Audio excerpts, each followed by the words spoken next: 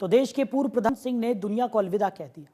मनमोहन सिंह ने 92 वर्ष की उम्र में दिल्ली में आखिरी सांस ली। उनके निधन की सूचना से देश में शोक की लहर है। तो राष्ट्रपति, उपराष्ट्रपति और प्रधानमंत्री से लेकर देश के कई बड़े नेताओं और हस्तियों ने मनमोहन सिंह के निधन पर दुख प्रकट किया और उन्हें श्रद्धांजलि दी। तो केंद्र सरकार ने आज यानी कि 27 दिसंबर को होने वाले सारे सरकारी कार्यक्रमों को रद्द कर दिया है। साथ ही सरकार ने मनमोहन सिंह के निधन पर 7 दिनों के राष्ट्रीय शोक का ऐलान भी किया है। उधर कांग्रेस ने भी अपने आज के सारे कार्यक्रमों को रद्द कर दिया है। डॉक्टर मनमोहन सिंह पूर्व प्रधानमंत्री रह चुके हैं, इसलिए उनका अंतिम संस्कार पूरे राजकीय सम्मान के साथ कल किया जाएगा।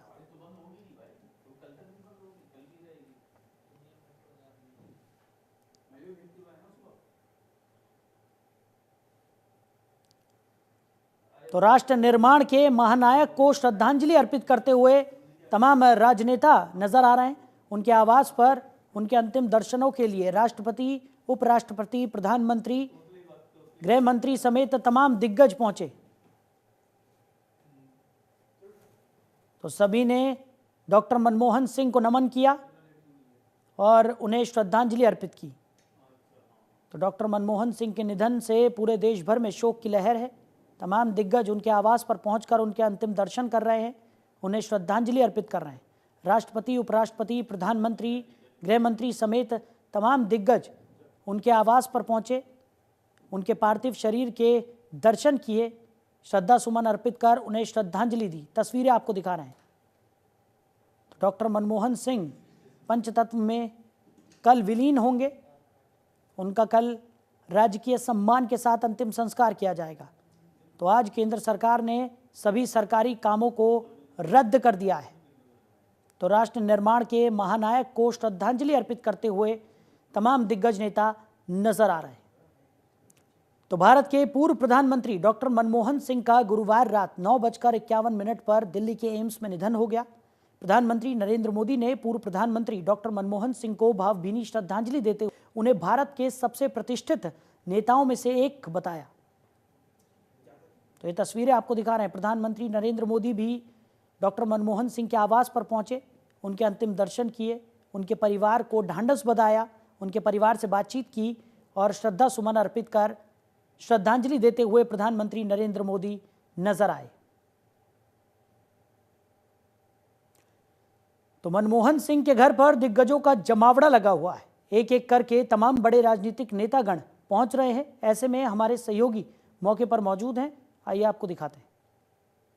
देश के पूर्व प्रधानमंत्री मनमोहन सिंह के निधन पर आज पूरे देश के अंदर शोक की लहर है। केंद्र सरकार की तरफ से 7 दिन के राष्ट्रीय शोक का ऐलान किया गया है। इसके अलावा पीएम, देश के जो पूर्व प्रधानमंत्री हैं मनमोहन सिंह, उनके घर के अंदर जो है तमाम जो वीवीआईपी लोग हैं वो उनको श्रद्धांजलि अर्पित देने के लिए पहुंच रहे हैं। हमने देखा पीएम नरेंद्र मोदी, देश की राष्ट्रपति द्रौपदी मुर्मू, इसके अलावा केंद्रीय गृह मंत्री अमित शाह, जेपी नड्डा जो कि बीजेपी के राष्ट्रीय अध्यक्ष हैं, इसके साथ साथ प्रियंका गांधी, राहुल गांधी, मल्लिकार्जुन खड़गे, तमाम जो बड़े नेता हैं वो देश के पूर्व प्रधानमंत्री मनमोहन सिंह को श्रद्धांजलि अर्पित करने के लिए उनके आवास पर पहुंचे हैं। जो जानकारी मिल रही है, क्योंकि उनकी बेटी अमेरिका से आज देर रात तक घर पर लौटेंगी, ऐसे में जो जानकारी मिल रही है कि कल यानी कि 28 तारीख को जो उनका पार्थिव शरीर है वो रखा जाएगा कांग्रेस मुख्यालय में, वहां पर अंतिम दर्शन लोग कर सकेंगे। इसके साथ साथ ये भी जानकारी मिल रही है कि राजघाट के आसपास ही पूर्व पीएम मनमोहन सिंह का अंतिम संस्कार किया जाएगा। हालांकि ये घर के बाहर की तस्वीर है जो जहाँ पर पुलिस बैरिकेडिंग कर दी गई है। इसके अलावा जो प्रशासन है वो काफ़ी अलर्ट पर है, सुरक्षा व्यवस्था काफ़ी चाक चौबंद की गई है, क्योंकि तमाम जो वीवीआईपी मूवमेंट है वो लगातार सुबह से चल रहा है। देश के कई जो बड़े नेता हैं या फिर उद्योगपति हैं वो लगातार पूर्व पीएम मनमोहन सिंह के घर पर पहुँच रहे हैं उनको श्रद्धांजलि देने के लिए। निश्चित तौर पर देश के अंदर जो सुधारों को लेकर मनमोहन सिंह ने काम किए थे उसकी सराहना आज पूरा देश कर रहा है। और आखिरी बार मनमोहन सिंह जब राज्यसभा मेंबर के तौर पर संसद भवन के अंदर पहुंचे थे व्हील चेयर पर, उस दृश्य को भी आज पूरा देश याद कर रहा है। और देश के प्रधानमंत्री नरेंद्र जो एक भावुक संदेश जो है वो दिया है देश के पूर्व प्रधानमंत्री मनमोहन सिंह की निधन पर, वो काफ़ी देखने लायक है, क्योंकि खुद पीएम नरेंद्र मोदी ने कहा कि देश ने आज एक ऐसे महानायक को खो दिया है जिसने देश की अर्थव्यवस्था को आगे बढ़ाने के लिए काफ़ी काम किया। फिलहाल एक बार फिर से तस्वीर दिखा दें, तमाम जो वीवीआईपी मूवमेंट है वो लगातार यहाँ पर हो रहा है। कई जो बड़े नेता हैं वो यहाँ पर पहुँच रहे हैं और जैसा-जैसा जो विपक्ष के तमाम बड़े नेता हैं वो भी मनमोहन सिंह के बारे में कहते हैं कि उनका व्यक्तित्व इतना सरल था कि जब वो पार्लियामेंट के अंदर बोलते थे, उस समय उनके भाषण को हर कोई सुनता था। आपको ये भी जानकारी दे दें कि मनमोहन सिंह देश के वित्त मंत्री रह चुके हैं, इसके अलावा आरबीआई के गवर्नर वो रह चुके हैं और 2004 से 2014 तक वो देश के प्रधानमंत्री रह चुके हैं। 2 बार वो प्रधानमंत्री देश के रह चुके हैं। तो ऐसे में आज देश के पूर्व प्रधानमंत्री मनमोहन सिंह के निधन पर पूरे देश के अंदर शोक की लहर है। कांग्रेस पार्टी ने अपने सारे कार्यक्रम को रद्द कर दिया गया है। इसके अलावा भारत रत्न देने की मांग भी मनमोहन सिंह को उठने लगी है और आम आदमी पार्टी ने भी इसका समर्थन किया और कहा है कि मनमोहन सिंह को जो देखिए देश के पूर्व प्रधानमंत्री हैं उनको भारत रत्न मिलना चाहिए। इसके साथ साथ अब कल जो है उनके पार्थिव शरीर को कांग्रेस मुख्यालय रखा जाएगा, जहां पर आम लोग जो हैं वो मनमोहन सिंह के अंतिम दर्शन कर सकेंगे। कैमरा पर्सन विवेक के साथ नमित त्यागी, जनतंत्र टीवी। तो डॉक्टर मनमोहन सिंह के निधन के बाद पूरे देश में शोक की लहर है। तमाम दिग्गज नेता उनके आवास पर पहुंच रहे हैं, उन्हें श्रद्धांजलि अर्पित कर रहे हैं।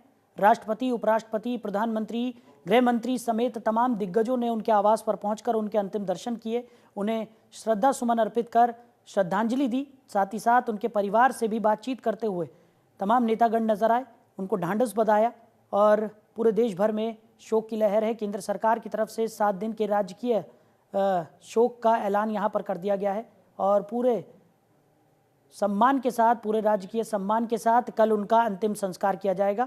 इसी पर चर्चा के लिए कुछ खास मेहमान भी हमारे साथ जुड़ गए हैं। अरविंद वत्स अर्थशास्त्री हैं, वो हमारे साथ चर्चा में साथ निभाएंगे। डॉक्टर सुनील कौशिक वरिष्ठ पत्रकार हैं, वो भी हमारे साथ जुड़ गए हैं। आप दोनों ही मेहमानों का बहुत स्वागत है जनतंत्र टीवी में।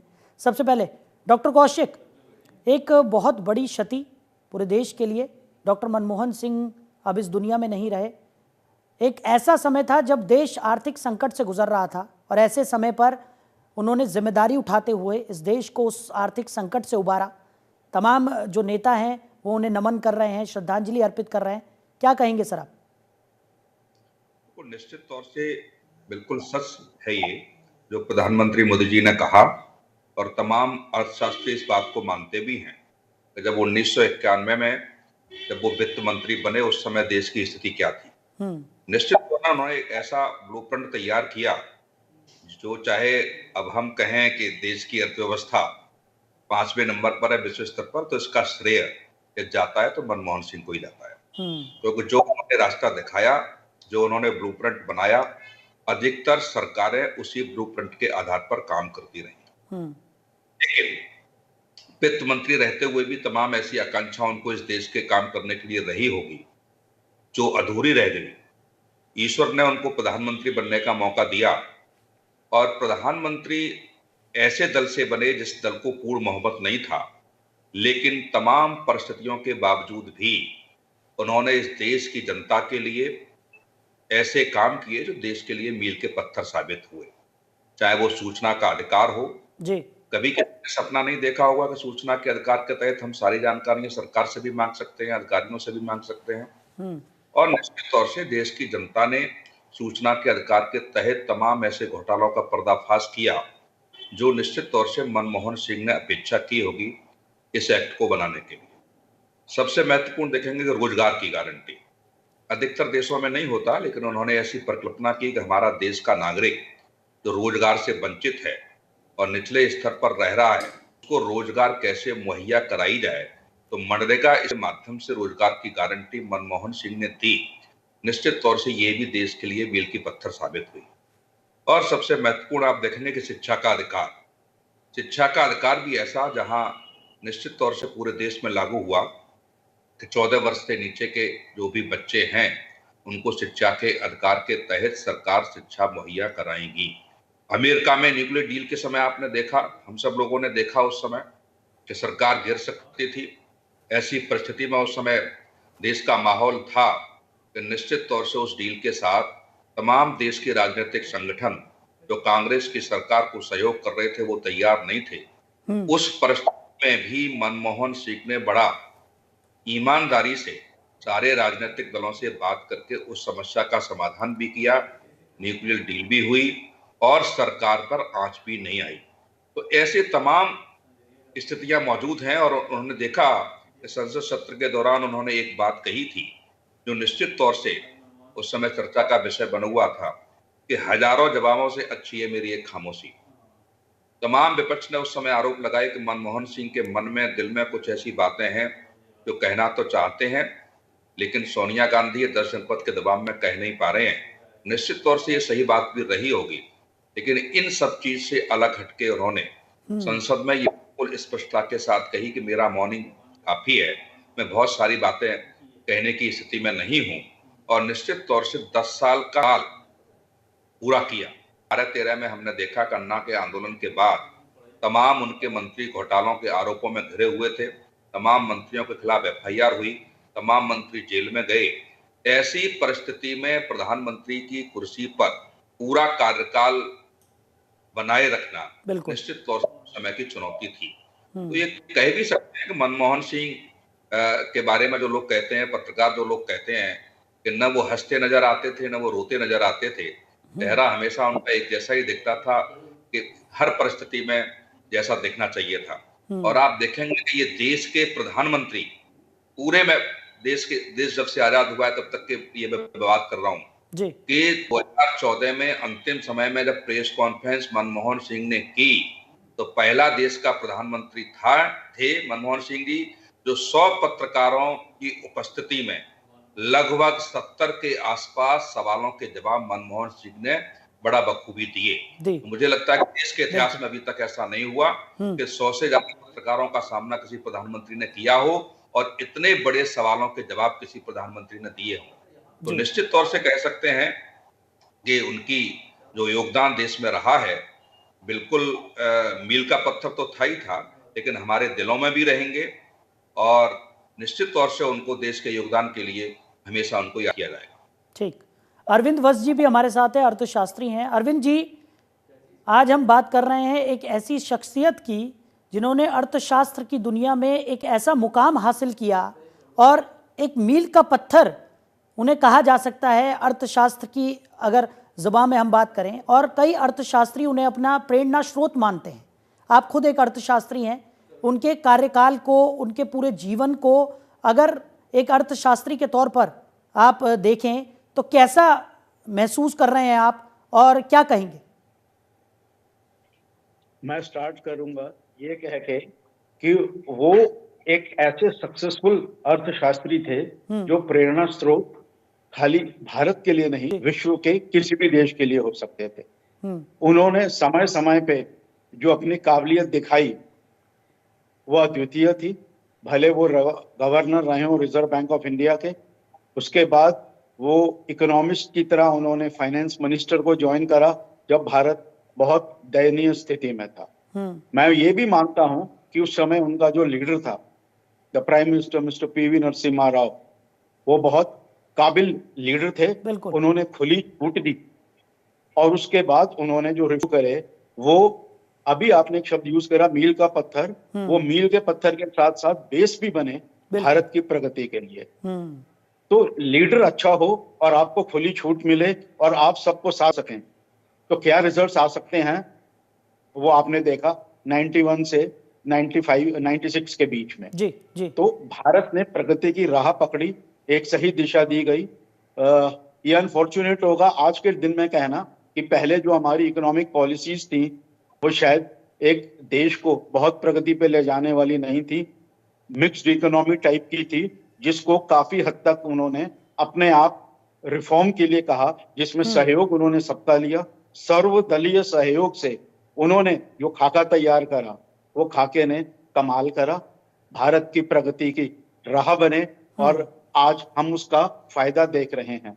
और एक बहुत बड़ी चीज जो उन्होंने करी, जो शायद अभी तक लोग नहीं बोल रहे हैं, वो है कि इंडियन इकोनॉमी को पाउंड स्टर्लिंग के सपोर्ट से निकाल के US डॉलर से लिंक करा, जो एक बहुत बड़ा वाइड स्कोप था, जिसकी वजह से भारत को फायदा मिला और आगे चल के सक्सेसिव गवर्नमेंट्स का जो अमेरिका के साथ रिश्ता बना उसने हमारे को फायदा ही पहुंचाया। और आज हम देखें उस फायदे की नींव जो रखे गए थे, कितना फायदा देशवासियों और देश को हो रहा है।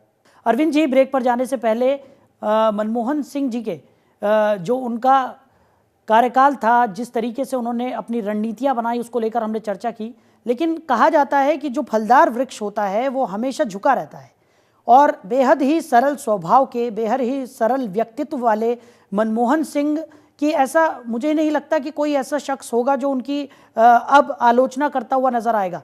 राजनीतिक कार्यकाल की बात करें तो उसमें तो एक दूसरे पर आरोप प्रत्यारोप यहाँ पर देखने को मिलते ही हैं, लेकिन अगर उनके व्यक्तित्व की बात करें तो हर कोई उनका यहाँ पर सानी है और हर कोई उनकी व्यक्तित्व की तारीफ करता हुआ ही नजर आता है। प्रधानमंत्री नरेंद्र मोदी ने भी आज जिस तरीके से उनका व्याख्यान किया, जिस तरीके से एक संदेश उन्होंने दिया, उसमें भी उन्होंने कई सारी चीज़ें उनके काम को लेकर, उनकी रणनीतियों को लेकर, उनके स्वभाव को लेकर उजागर की। क्या कहेंगे? देखिए, स्वभाव से तो वो बहुत नम्र थे, सॉफ्ट स्पोकन थे और समझ उनमें बहुत थी।